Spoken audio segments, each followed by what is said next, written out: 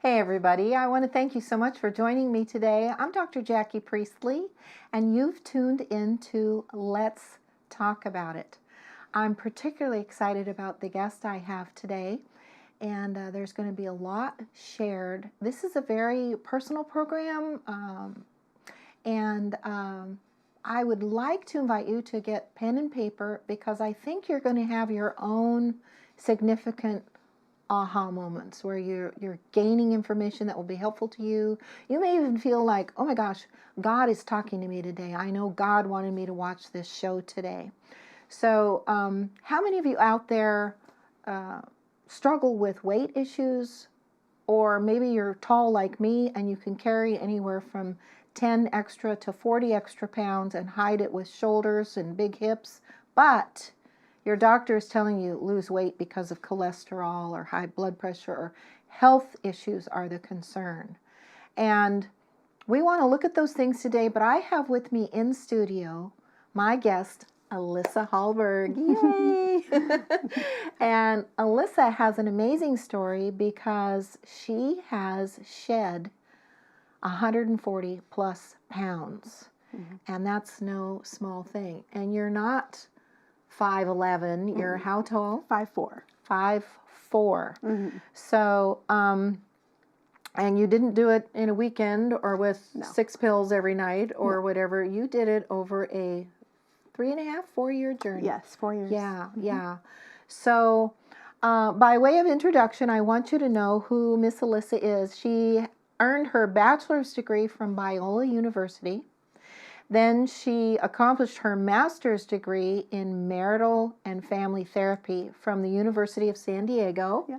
Kudos. That's impressive. Thank you. And you earned your marriage, family, and therapist license in 2014. Correct. Is that correct? 2014, yeah. Yeah. So now the thing is, you and I go way back. Yeah. Because I was actually in the room when her mom, one of my dearest, closest lifetime friends, her mom was in labor with you. Yes, I've heard the story. Yes. Oh my gosh, and here we are, and she's grown up to be a very beautiful, accomplished young woman, and we get to be friends as adults, which is cool. Yes. So, and we've got 2 pictures that we want you to see that Richard, our camera tech, is going to be putting up. We have one of you that was taken, 4 years ago? Yes. Yes. Almost precisely December of 2017 and then now. Okay. And you can see the weight that Alyssa was carrying in her body. And you don't get there overnight. So one of the things I'm going to be offering to you and Alyssa is that I think is so valuable is being a family therapist. She really gets the deep things that go on in people of how did I find myself here? And you may be saying to yourselves, and I know I've said to myself, I'm not happy with where I am right now. I'm taking 3 or 4 medications that I've never had to take before because I'm carrying extra pounds. Now I have the advantage of being super tall, Yes. big swimmer shoulders, big hips, so I can cover and hide, but that doesn't mean it's healthy for me. So we think a lot of you, both male and female, can really relate. And we'd all like help with this, especially if there have been health issues and we realize I need to do something and I don't know how. And thank you so much. You drove all the way up from San Diego and that's like 5 days by wagon train, far. So thank you for being willing to come and share your heart. Thank you so much for the opportunity. Oh yeah, I'm just really excited. I'm really excited. It's quite a story. So we're going to jump in. We talked on the phone in preparation for this, and I took some notes when we were talking that I don't want to lose. You made a comment. I've been so impressed with your attitude, and you came up with a motto that you're doing something that will save your life. How does it go? Change. You said it's change my life, save my life. Change my life, save my life. That's huge. What does that phrase mean to you, and how did it come to you? Yes. Actually, it was in a therapy session. My therapist was reminding me that I was getting frustrated with lack of progress or just sort of distracted from my goals. And she reminded me, Alyssa, you're saving your own life. And Huge. it just led to, It that really combination. clicked for you. Yeah, it's Yes, powerful. in a different mode. It's so much more powerful than I know in my younger years.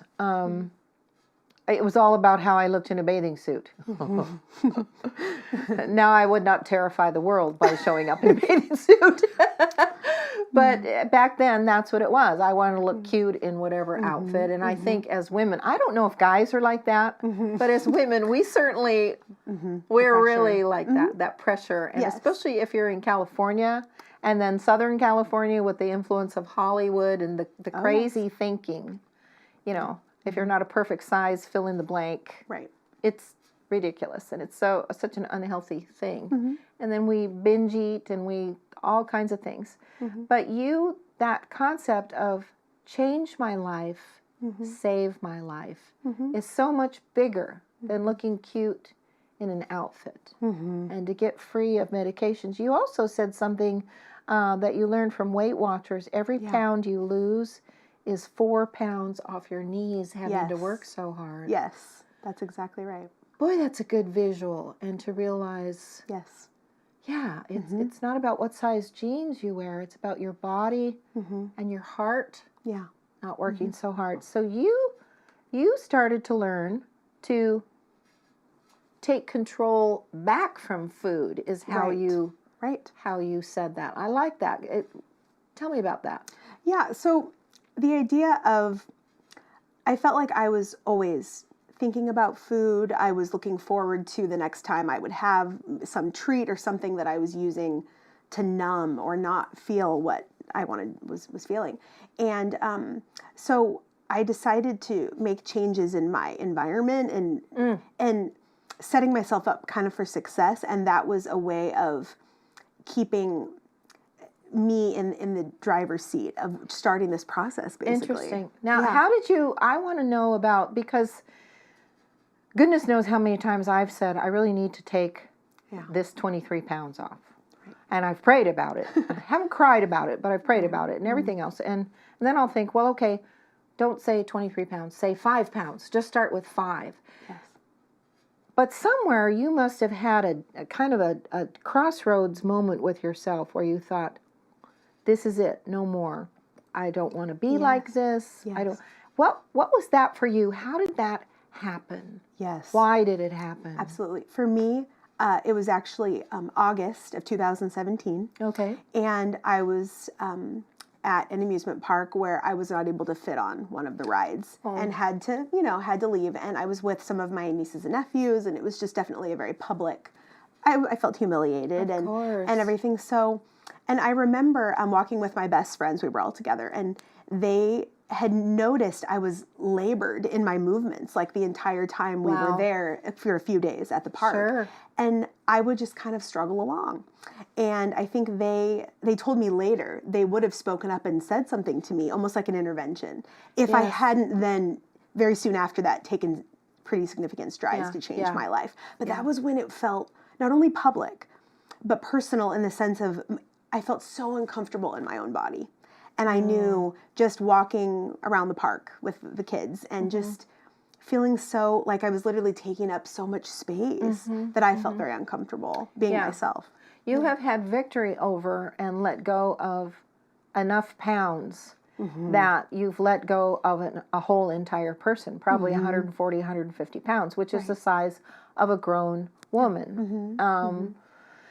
Or a good-sized teenager, or whatever. And your heart, just think about your heart, was beating for 2 people. Yes. Your heart was beating for a circulatory system that was the equivalent of for 2 people. You could have technically dropped dead of a heart attack at any moment because it was like you were taking years off your life. Yes. The warranty on your heart was only designed to be for so many years, and it was like you were taking years off your life with every heartbeat. Yes.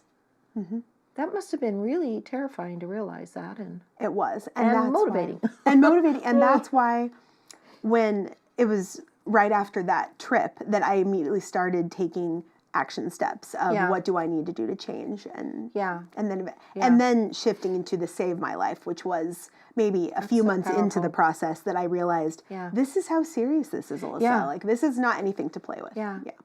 Wow.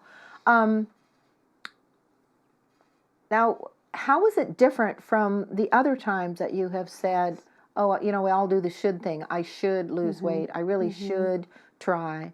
Or I shouldn't have that piece of pie. Or sometimes it's, I shouldn't have that third piece of pie. Let's just start there. Maybe we can't lose 10 pounds, but at the party, let's just not have the third piece of pie. Let's stop at 2. And sometimes that's an accomplishment, and we need to say, I did good today. I usually have 2 portions at the food, and I have 2 pieces of dessert. And today, I ate all the portions that I usually do, but I only had 1 dessert.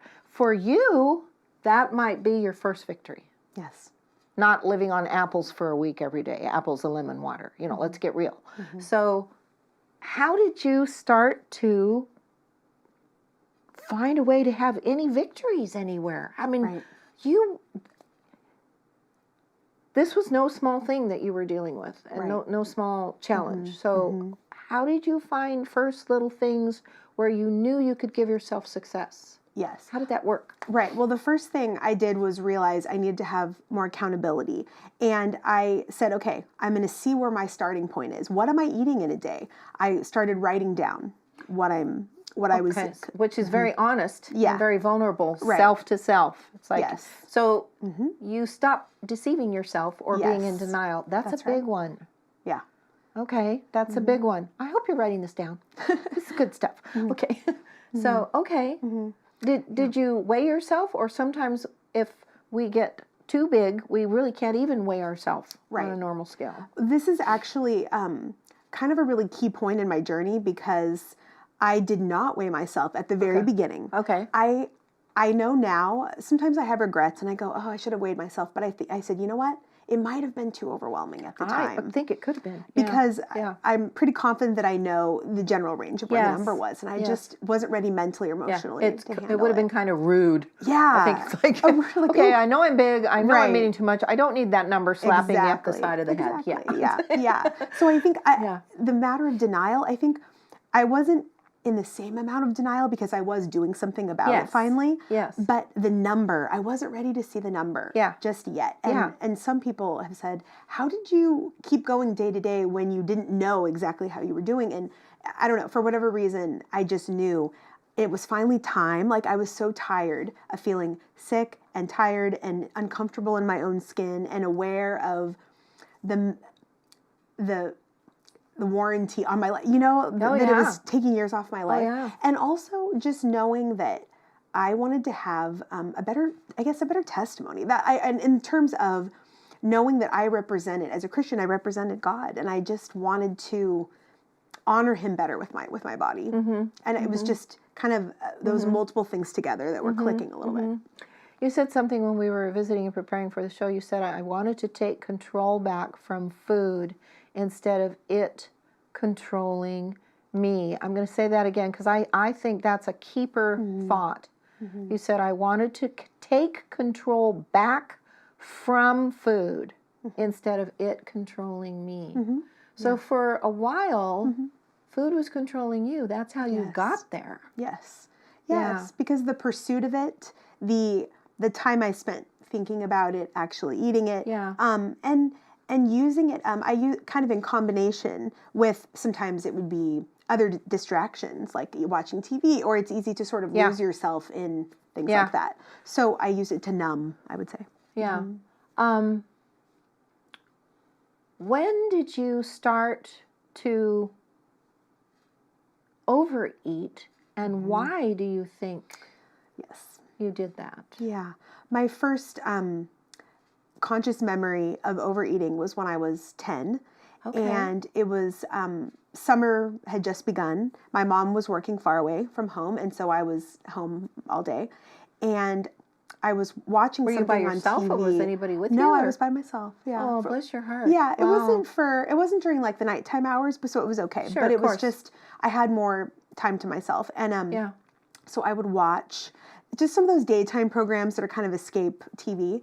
And I remember going in the kitchen and getting toast that was like with butter and cinnamon sugar. And I just remember the feeling I had when I ate the toast. And I remember making 2 or 3 or 4 pieces that I didn't really need. And that was the first time I remember connecting, eating with escaping. And the reason I did it, I've learned now, is I had just come out of a time in my life where I had had some abuse that had been happening.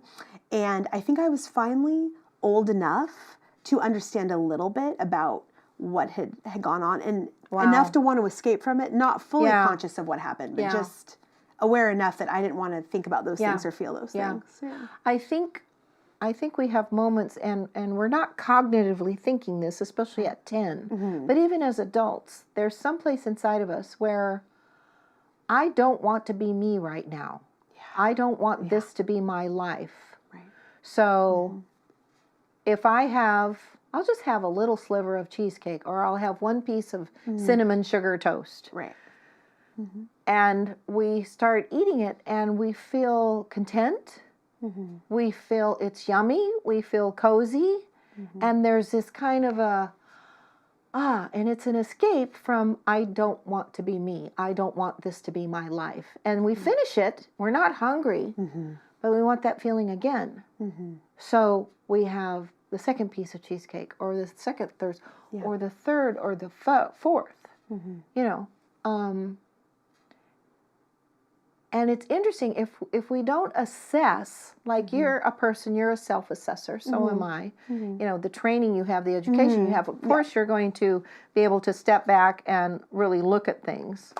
But also because we know God personally through Jesus, we pray and talk to him about things. He helps us look at the real deal stuff, doesn't he? Yes. Because you can't fix something if you're not really aware of it. Exactly. Whatever the it is. Yes. So you started, at 10 years old, that was where you were connecting with. Okay. And then, but how did you keep it? Did it become a pattern and a habit? And yes. I would say it did. Starting from then on, I would say in one way or another, I absolutely struggled with my relationship with food and its place in my life being too important. Yeah, too important. Yeah. It's not, obsession maybe is not an appropriate word, but it's a preoccupation. Yes. We're preoccupied with the next meal, the next recipe, it's constantly on the forefront of the mind. And one word that I've learned to associate with is it was an attempt at substitution of, there's this idea of when food can feel like love. If you're lonely or if you're going through something, especially in childhood, it feels like a comfort, like a friend, like something that you can rely on. And so having to shift that away. Yeah. That's a lot of self-assessing as an adult to figure all that out. So you came up with action. I've got a note here that you not only, back to right now, current time, you not only wanted to shed the weight, and I'm using the word shed or the word release instead of lose, because if you lose something, you can find it again. And you don't you don't want too easy to do whatever that. you lose when it's weight, you don't want it to come back or allow it to return. So I'm choosing the word shed or release, which is a much more powerful word of you're throwing it away, you're releasing it, you're disowning it and saying you don't have my name. Those extra pounds don't have my name on it anymore. I love that. I love that you say it that way. I'm changing that. Yes. You know? But you also worked on, you realized, wow, if I just lost this all at one time, I wouldn't be happy with the tone of my body. I'd have another health issue. Right. So you set up a plan for yourself to regain tone and muscle strength. How did you do that? Yeah, well, what did that involve? Right. So this year, so the 4th year of the journey, I finally felt like I had released enough weight that I felt more comfortable physically and emotionally with higher levels of exercise. So I committed to at least 1 year of at least 10,000 steps every day. And I got my mom got me a Fitbit and I activated it. And so, I committed to that, and so far I'm on day 335 out of 365 Wow. from this year. But it's made such a difference in not only continued, 50 pounds in this year alone that I've lost, but released, but also just I feel like my heart rate, my resting heart rate has gone down, like all the things that you would want to see Healthy stuff. Yes, all my numbers have improved, and I've noticed that so directly in the way I've shed the weight this year, particularly. Just as a brief example, Please, just this year alone, I've lost 10 inches off of where my belly button, like that region, just only in that spot, 10 inches. And I know part of that is because of the focus on the exercise and the toning. Yes. In addition to the types of food I'm eating and what I'm doing. That's fabulous. I heard a saying one time that I would love all of you, please write this down and keep it and say it to yourself often, because it's a combination, which you just illustrated. I got it from somebody else. I can't take credit for it, but it is... Okay, and I'm running a blank right now. It's diet change, exercise changes shape. Okay, here it is. Dieting, or how you're eating. Dieting changes weight. Exercise changes shape. Yes. And you want to bookend the issue, which is not happy with the body. Body's not healthy. I'm abusing myself with food. Right. And we have to realize that if we're carrying extra weight. Why am I abusing me? I'm too precious. Yes. Figure this out. Yes. Talk to God. Maybe talk to a therapist. Read books. But it's not just about hand-to-mouth food and what we're eating. It's the underlying, what's going on with me that I'm willing to abuse my own health. Those are questions. But remember that little mantra. Dieting changes weight. Exercise changes shape. And the wisdom for that is be doing both. Yes. So that both things are partnering to your advantage. Yes. And to the advantage and blessing your own body to get to be what it was designed to be. That's right.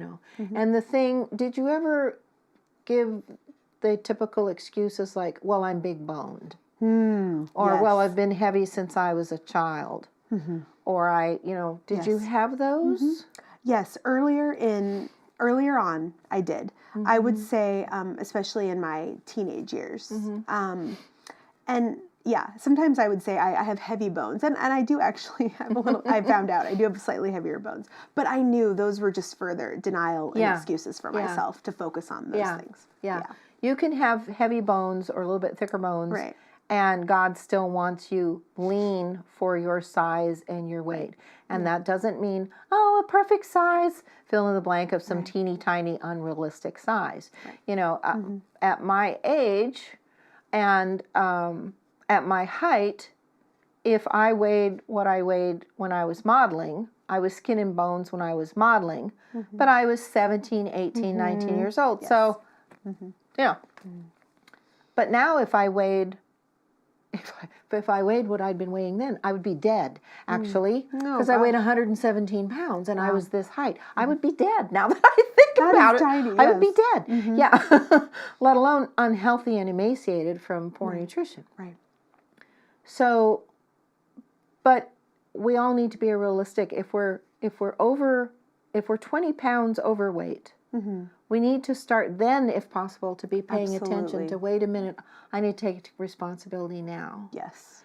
And do you have anything you want to say to moms who are allowing their children to be super chubby and maybe already have a loose jelly tummy and, they're having a tantrum, here's 2 more donuts and an ice cream to shut you up. Yeah. That's not loving parenting, is it? Yeah.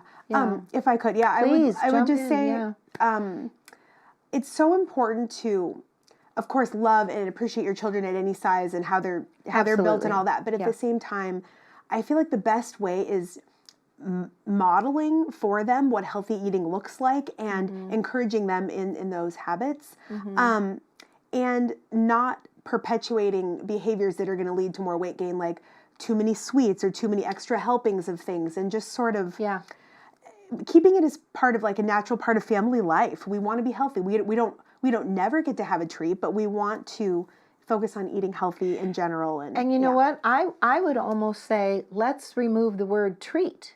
Very true. Because it's as if, well, the drudgery says we have to eat our vegetables and we have to eat the chicken and the fish. But once in a while we get a treat, which is, we don't say it like that, but that's the theme in there of the treat, the fun food, the reward is sugar, sugar, sugar in whatever form we're serving it. Right. You know, real quickly, because we're starting to run on the clock here.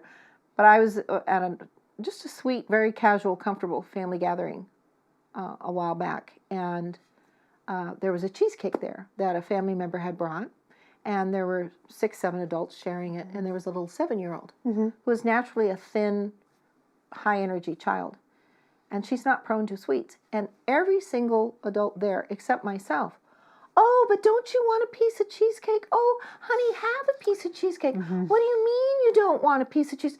It's like they were badgering her to have sugar. Right.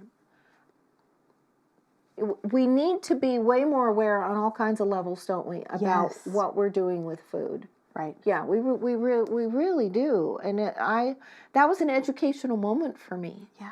I thought, oh, I've never noticed that before, that you can have a child who's not prone to want sweets. And yet all the grown-ups are 9, 10 times saying, have this. Right. Children have such a better natural knowledge of their hunger and fullness. And they really do, because God built that into them. That's right. So we have so much to learn on emotional levels, psychological levels, social levels, self-awareness, and we're gonna talk about self-awareness, self-sabotaging. We're gonna talk about that. So stay with us. My guest, Alyssa Halberg. Thank you so much for being here. Thank you for having me. At least one more session, possibly 2. Because we really want to get into all the things she's learned. It's so valuable. And your success rate and your health, it's wonderful. I'm so proud of you, and I'm excited for you. Thank you so much. And I'm excited for all of you, and I'm excited for me, because we are going to get to glean from your experience, your insights, your success, and some how-tos that we think might work for us, right? So, okay. I'm Jackie Priestley. Thank you so much for joining us today on Let's Talk About It, and we'll see you next time. God bless you. Bye-bye.